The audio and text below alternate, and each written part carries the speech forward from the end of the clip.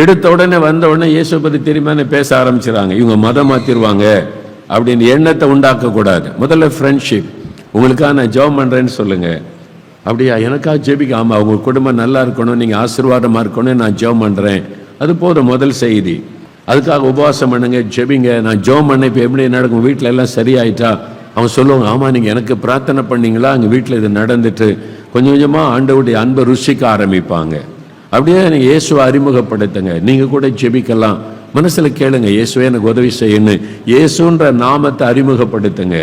அது மாதிரி நீங்கள் கொஞ்சம் கொஞ்சமாக ஜெபித்து ஜெபித்து செயல்பட ஒரு நாள் அவங்களே சொல்லுவாங்க, உங்கள் சர்ச்சுக்கு என்னை கூட்டிகிட்டு போங்களேன் அப்படின்னு அவங்களே சொல்லுவாங்க. ஆண்டவர் அந்த மாற்றத்தை உண்டாக்குவார். அப்புறம் இங்கே காஸ்பல் மீட்டிங்லாம் நடக்குது. சுவிசேஷ கூட்டம் பல ஊழியர்கள்லாம் வர வச்சு இங்கே வைக்கும்போது அதுக்கு கூப்பிடலாம். நீங்கள் மற்றவர்கள் கிறிஸ்துவ அல்லாதவர்கள் தங்களை மதமாற்றம் செய்கிறாங்க அப்படின்னு நினைக்கக்கூடாது. அவங்க அதனால் முதல்ல அவங்களுக்காக ஜெபம் பண்ணுங்க. ஜெபம் பண்ணிவிட்டு, நான் இதுக்காக ஜெபம் பண்ணேன், உங்கள் குடும்பத்தில் இந்த நன்மை கிடைக்க, இந்த சுகம் கிடைக்க, இந்த அற்புதம் நடக்க ஜெபம் பண்ண, அது நடந்ததா அப்படின்னு அவங்களை கேளுங்க. ஆமாங்க நடந்தது அப்படின்னு சொல்லுவாங்க.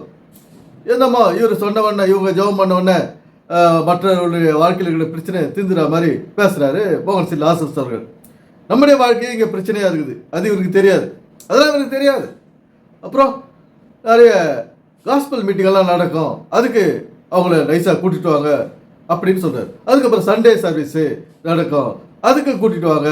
மெதுவாக அவங்கள கிறிஸ்துவுக்குள் வழிநடத்துங்க, ஒரு மத மாற்றம் செய்கிற அளவுக்கு கொண்டு போங்க, அவங்களுடைய மதத்தை விட்டு நம்முடைய கிறிஸ்துவ மதத்திற்கு வர அளவுக்கு அவங்கள நைஸாக பேசி கூட்டுவாங்க அப்படின்றாரு மோகன் சி லாசரஸ் அவர்கள். இன்னைக்கு கிறிஸ்தவர்களுடைய நிலைமையே இன்னைக்கு மோசமாக இருக்குது.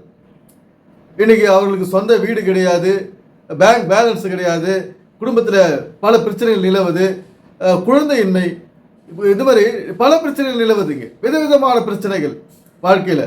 அதை பற்றியெல்லாம் இவருக்கு கவலை கிடையாது. மற்றவர்களை கிறிஸ்துவர்கள் ஆக்கினோம், அவங்கள சர்ச்சைக்கு வர வச்சிடணும், கட்டிட சபைக்கு அப்படின்னு இவர் பேசுகிறார்.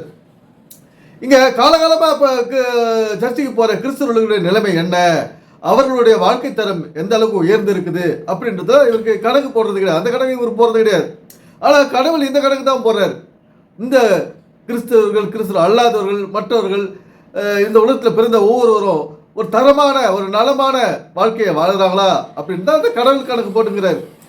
மோகன் சி லாசரஸுக்கு அதை பற்றிலாம் அந்த கணக்கெல்லாம் அவருக்கு தெரியாது, கடவுள் கணக்கு இவருக்கு தெரியாது. ஒரு மனிதனுடைய நிம்மதியை அவர் கடவுள் எதிர்பார்க்குறார். குடும்பத்தில் பிரச்சனை இல்லாத குடும்ப மனைவி, கணவன் மனைவி ஒற்றுமையோட வாழ இங்கே இந்த உலகத்தில் என்ன மக்கள் புரிஞ்சிக்க மாட்டாங்களா, அதன்படி செயல்பட மாட்டாங்களான்னு நம்மை படுத்த கடவுள் கணக்கு போட்டுங்கிறார். கணக்கு இவருக்கு இதெல்லாம் பற்றிலாம் கவலை கிடையாது. கட்டட சபைக்கு வந்துடணும், ஜனம் கூடினோம், ஒரு புத்தகத்தை கேட்கறதுக்கு மக்கள் 1000 லட்சமாக கூடினோம், காணிக்க போட்டுடணும், இதுதான் இவருடைய ஒரே எண்ணமாக இருக்குது. இந்த வேதமானது ஒரு வாழ்வியல் புத்தகம் பண்ணுறது இவருக்கு தெரியாது, மோகன் சி லாசரஸுக்கு சுத்தமாக தெரியாது. இந்த உலகத்தில் வாழ்றது எப்படி, ஒரு ஆரோக்கியமான வாழ்க்கை, சரீரத்தில் வலி இல்லாத வாழ்க்கை, அவர் எப்படி வாழ்றதுன்றது இந்த பைபிள் இருக்குது. ஆனால் இதெல்லாம் இவருக்கு தெரியாது. தெரிஞ்சது தானே சொல்கிறதுக்கு தெரியாது. மண்டியில் ஓடுறதெல்லாம் மற்றவர்களை இயேசு கிறிஸ்து ஏற்றுக்கொள்ள வைக்கணும், இது நம்முடைய கிறிஸ்துவர்களை டெய்லி சபைக்கு வர வைக்கணும், அவங்கள ஜெபம் பண்ண வைக்கணும், கைத்தட்ட வைக்கணும், பாட்டு பாட வைக்கணும், வாசிங் ப்ரேயர் அட்டன் பண்ண வைக்கணும், இதுதான் இவர் யோசிச்சுக்கிறார். இந்த கணக்கு தான் போட்டுக்கிறார். ஆனால் கடவுளுக்கு இவருடைய கணக்கு வேற, கடவுள் கணக்கு வேற, கிறிஸ்துவனுடைய கணக்கு வேற. ஒரு தனி மனிதனுடைய சந்தோஷம், ஆரோக்கியத்தை இங்கே கிறிஸ்து விரும்புகிறார். கட்டிட சபையை இங்கே அவர் விரும்புவதில்லை. மக்களை மதம் மாற்றுவது இங்கே நம்முடைய வேலை கிடையாது. அவர்களை மனமாற செய்து ஒரு நல்ல வாழ்க்கையை வாழ வேண்டும் என்பது இறை நோக்கம். அதற்காகவே உருவாக்கப்பட்டது இந்த பைபிள். அதற்காகத்தான் நாம் செயல்பட வேண்டும், சிந்திக்க வேண்டும். என்ன இதை விட்டுட்டு நம்ம இயேசு பற்றியே சொன்னா, இந்த உலகத்தில் இப்படி வாழணும், எப்படி வாழணும், ஆரோக்கியத்துக்கு என்ன வழி, ஒரு ஆரோக்கியமாக இருக்கணும்னா, இன்னைக்கு ஆரோக்கியமாக இருக்கணும்னா நம்ம என்ன பண்ணணும், வீட்டுக்குள்ளேயே வைத்தியம், ஒரு தேங்காய் எண்ணெயை எடுத்து வலி இருக்கிற இடத்துல அல்லது உச்சந்தலையில் ஊற்றி முகெல்லாம் கை காலெல்லாம் தேய்ச்சி நம்ம குளிச்சோம்னா வலி வியாதி பறந்து போகுது, கேன்சர் மறையுது, கிட்னி ஃபெயிலியர் ஆகாது இருக்குது, இதெல்லாம் நல்லா செயல்படுது. எதனால? எண்ணெய் குளியல், தேங்காய் எண்ணெயை பூசி நம்ம தேய்ச்சி குளிக்கும் போது அது சுகமாக்குது. டெய்லி நம்ம இரவு நேரத்தில் தேய்ச்சி படுத்து நல்ல ஆரோக்கியம் கிடைக்குது. நான் இதை டெய்லி செஞ்சுன்னு இருக்கேன், அதை தான் மக்களுக்கு சொல்றேன், நண்பர்களுக்கு சொல்றேன். எனவே இது போன்று நம்ம யோசிக்கணும். இதைத்தான் நம்ம மக்களுக்கு சொல்லணும். இந்த உலகத்தில் வாழ்ந்து கொண்டு வாழ போற மக்களுக்கு, எதிர்காலத்துக்கு, நம்முடைய சந்ததிக்கு இதுதான் எடுத்து சொல்லிட்டு போனோம்.